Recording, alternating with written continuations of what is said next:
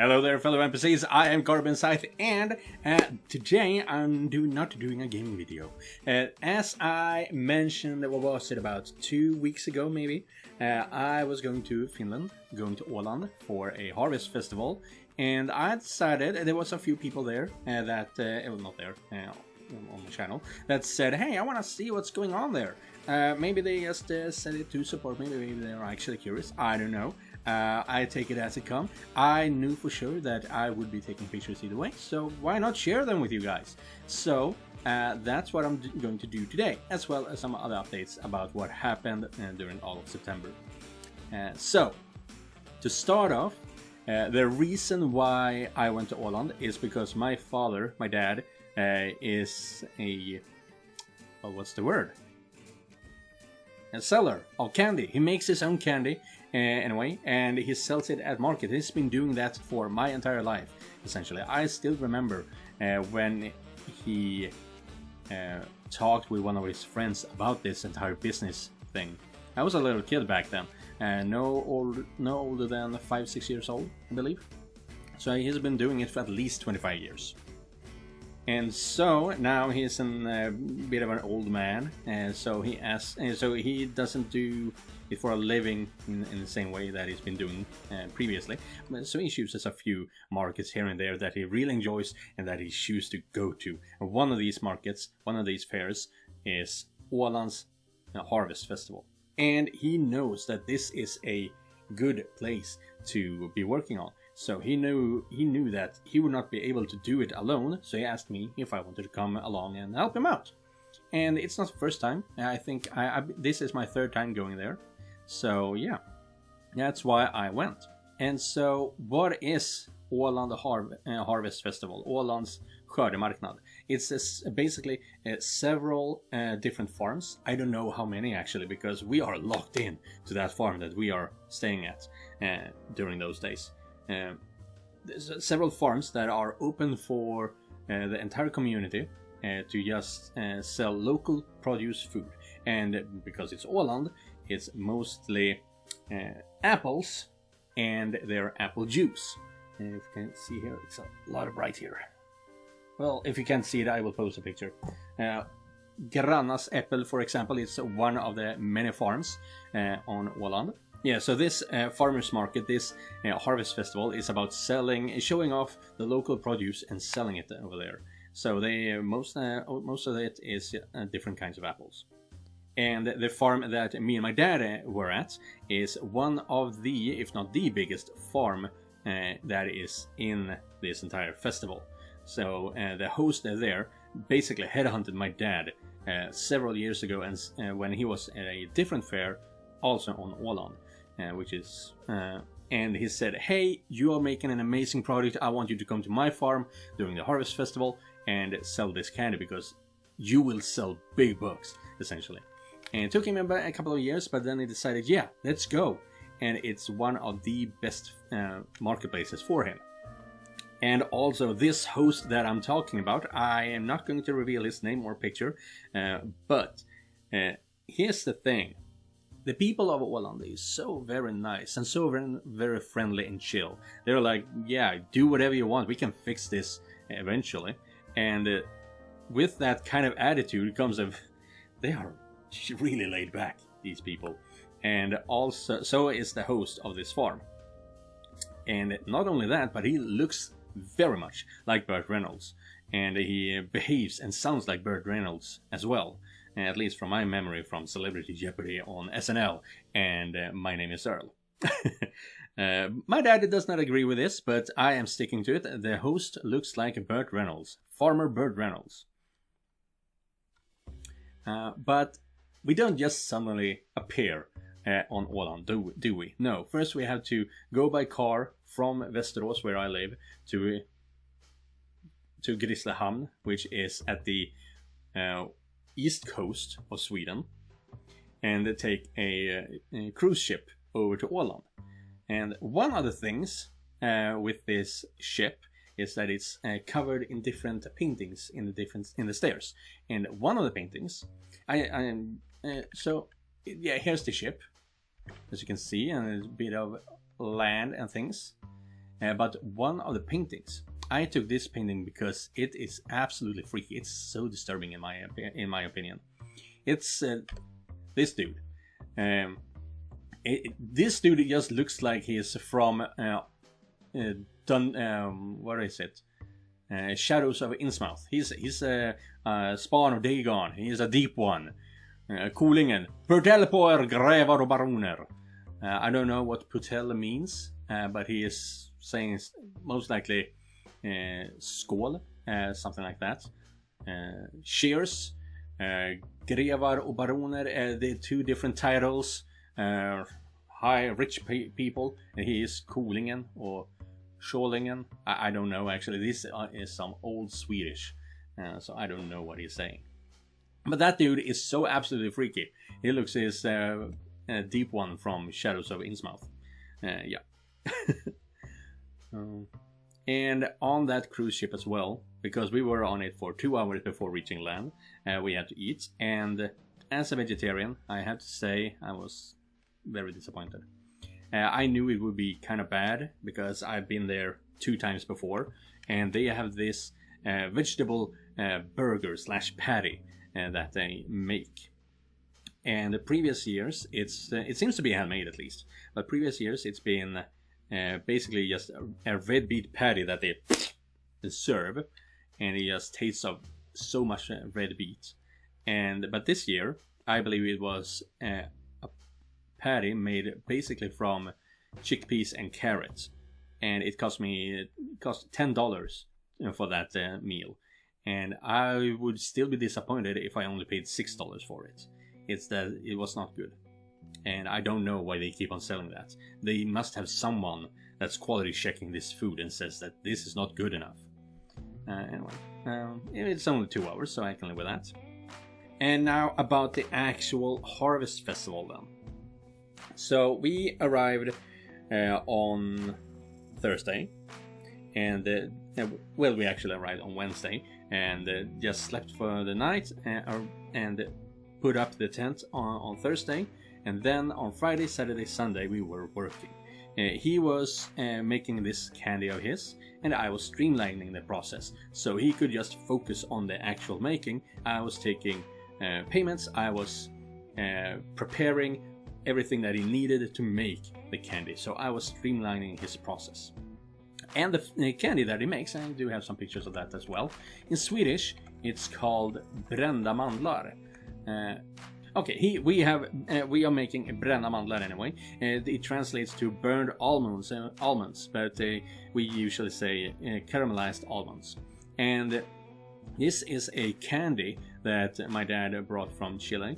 Basically, well, he didn't bring it, but he was one of the first people in Sweden that was making it. But he is really bad at PR, so he was never able to monetize that, and people have been copying him and his friends.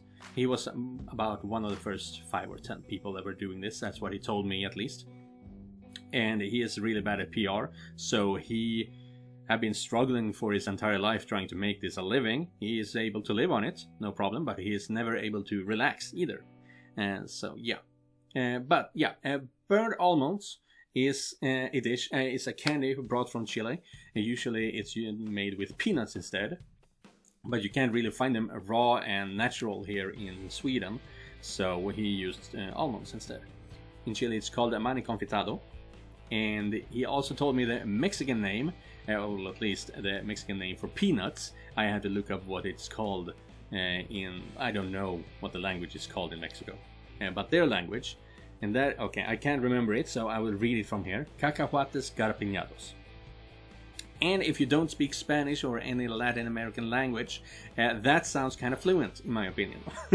But yeah, so he was making that. I was streamlining their work, and we were working from 11 a.m. No, from 10 a.m. to 9 p.m. And he had constant line. We could never take a break.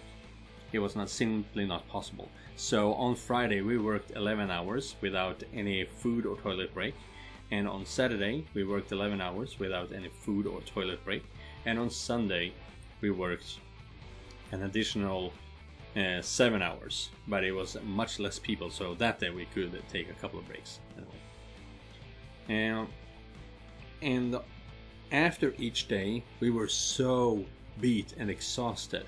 We just packed everything up, went to the cottage, the cabins that we were renting, had some food, and then we just collapsed on the bed and slept, essentially. But we were doing good. We actually emptied our resources by the second day. I'm not going to go into details how much we used up, but I was basically counting down how many hours we had left before all of our candy would be emptied out, completed, whatever. And we were actually discussing whether or not we would be able to work on Sunday or not, because it's not for certain that we could find any more produce before we had to work the next day. So the next morning at 7 o'clock, basically 7 a.m. We woke up, we ate breakfast, and then at 8:30, I believe it was, I actually called one of the supermarkets and said, "Hey, I'm working here at the Harvest Festival, and we are in a big pickle. Do you have these almonds? Do you have this quantity of the almonds? Is it possible for us to go there and buy them before the store actually opens?" Yes, yes, and yes. So we rounded everything up really fast that morning, and just went to that supermarket that was 40 minutes away in the wrong direction from the festival. So 40 minutes in one direction, and then 50 minutes back, because the festival is 10 minutes in the other direction. So 40 back home and 10 more. So yeah. And as I said, the people there are so nice, because you would not be able to do that in Sweden. You would not be able to, first of all, maybe you could call the supermarkets here, but you would not be able to buy their produce before the store opens. You would simply have to wait for the store to open. Here's the thing though, if we had been forced to do that this time as well, we would have been at least 2 hours late, because the store opened at the same time as the festival, 10 a.m. And as I said, it takes 50 minutes just to get back to the festival, and then it takes about an hour to get things rolling. So yeah, but luckily for us, we were able to buy everything before it opened, and we could just go to the market and keep on working. But as I said also, and what's more is that this entire island, all of Åland, is so very beautiful. The area we were living and working in is called the Geta, and their animal is a goat. Get means goat in Swedish, so I'm guessing Geta is something about that. So yeah, we were in Geta, and I will also present some pictures from 2021, when we actually had one extra day to just walk around and look stuff up. For example, oh my lord, what's the name of those?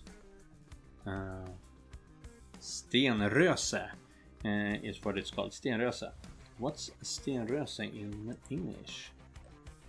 A cairn. Oh, really? That's a cairn. Okay. Let me see if that is correct. Cairn. And that I don't know if that's how you're supposed to pronounce it. I never said the word myself. Yeah. It's just multitudes of cairns everywhere. And it's amazing, but it's also kind of intimidating, because some of these cairns are bigger than me. And so yeah, 2 years ago, me and my dad was just out walking on the mountainside and seeing this cairn, seeing the forest in all of its glory and things like that. But yeah, so that is Åland's Harvest Festival, Åland Skördefest. A lot of fun. You can even find more pictures of this on their Instagram. I will leave a link in the description. But that is not everything that's been going on in my life. As I said, this is the September vlog, so I will tell you more about the things that happened in September. So one of the first things is that my time at Gröna Lund amusement park for this year is over, and that is why I was able to go with my dad to Åland in the beginning to begin with. So I will see if I will keep on working there next year, because there's a what's it called, animal park, a zoo that is much closer to where I live, and I would assume that they pay just the same amount, but I don't have to travel as much, so I could save around $200 every month just by working there instead of in Stockholm. And so that's the first thing. The second thing is that in the beginning of this year, actually, it started in April. I was when the spring was showing up, and it was actually warm enough to be outside without thick clothing and things like that. I decided to go out running. I do enjoy that, and when I was out running, I received a stress fracture. Previously it was called a hairline fracture, but it's changed name for some reason. It took me about a month and a half before it healed up, and I could still feel the tension whenever I walked on it, that okay, there's something not proper here. But I had waited, I'd taken it easy for 3-4 months, and now at the end of August, beginning of September, I decided I'm gonna try running again, and the stress fracture came back. I talked with a doctor both times, and we basically concluded that, yeah, I'm sorry to say it, but your strategy of being out running in order to lose weight is not working. You are too heavy for your feet to carry, 120 kilos, and so I need to lose weight before I can be out running again. So, which is very unproductive in my opinion, but that's the reality of it. I am too heavy for my body to handle.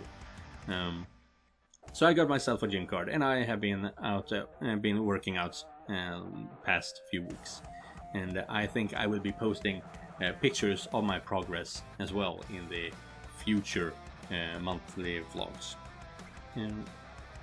My goal is to go from 120 down to 100 and maybe even 80 kilos, so lose between 1/6 and 1/3 of my weight. Cool. No time limit, just those are my goals. Important to have goals. And the latest news that happened in this month is something that most of you are already very well aware of. Is that my Facebook account, my private account, got hacked, which was really frustrating. I woke up in the middle of the night at 3 a.m.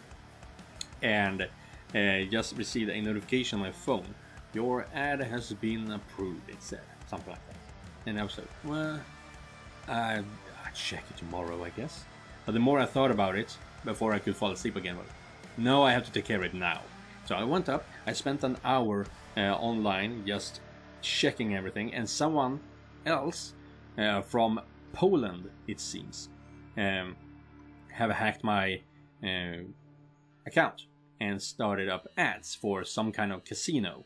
Here's the thing though, it was just in my name. It was never with my credit card or anything like that. So I don't know how the hell that scam is working. They hacked into my account and they were paying for their ads. No idea. So I spent basically the next 48 hours just trying to fix this. I deleted the ads. I deleted the admins that was being kept on added onto my account. Let's see, what else did I do? I changed my password twice, deleted all the cookies, got two-way authentication. I contacted Facebook in several different ways and several times, and they never responded. And And at the time, I actually thought it was because I was trying to download Vegas Pro, a cracked version of it. Well, the original Vegas Pro, but the crack file for it. And the hacking happened 6 hours after I installed it. So I honestly thought it was the crack file that was messing with me. So I took my laptop to a service center, and they said that, hey, if this is about your hacked account, there is no way it's about a virus. Or no, rather that even if there is a virus on your laptop, it will not stop your account from being hacked. That is something they have to fix on their end. And I said, okay, I understand that. I will keep on working on that. But can you still check my laptop for viruses? And just in case. And so, yeah, they did. And that is, yeah, my laptop was in their hands for 24, 36 hours. And I got it back, no virus or anything. And it was about that time as well that the ads stopped popping up. And I don't know if it was a two-way authentication and things like that that actually stopped them in the end, or if I was so damn annoying by deleting their ads and deleting their admins that they felt that this guy, we can't waste our time on this dude. I don't know what happened, but after 2 days, they just stopped adding ads, making ads on my account. Yeah, it was painful. And I haven't really checked now, but I still think I'm hacked, because whenever I logged in during those 48 hours, it would say I was trying to log in from Kronki, Poland, or something like that. Somewhere in Poland anyway.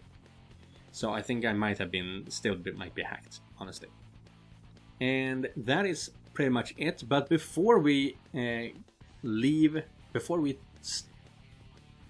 shut down for today, I just want to say thank you to all of you people for taking me to and beyond 200 subscribers. I never really did a thank you back when it happened, but I was congratulated by a VTuber friend of mine, and I kind of realized that, okay, maybe that's something I should do.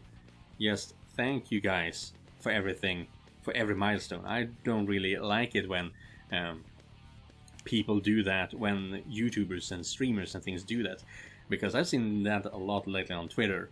Thank you for taking me to 5 subscribers, 5 followers. Thank you for taking me to 10, 15. No, we don't need an update for every single milestone. But 200 might still be a good enough milestone, honestly.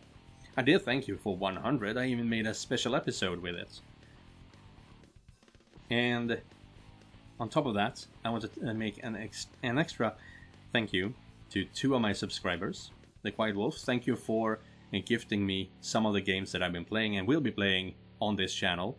And Joseph H for buying coffees for me on my coffee page. I am really appreciative of for everyone that follows and watches my videos, but every little help that I get beyond the encouragement, everything that I receive beyond the encouragement of actually making these videos, make it easier for me to actually make the videos. And so I want to give an extra thank you to those 2 people. And that is everything I have to say for September, and I will see you in the next episode of, well, I don't know if it still will be acting lessons or if it will be a different game, but thank you all, and remember, just because you're not the main character doesn't mean you're not important. Goodbye, everyone.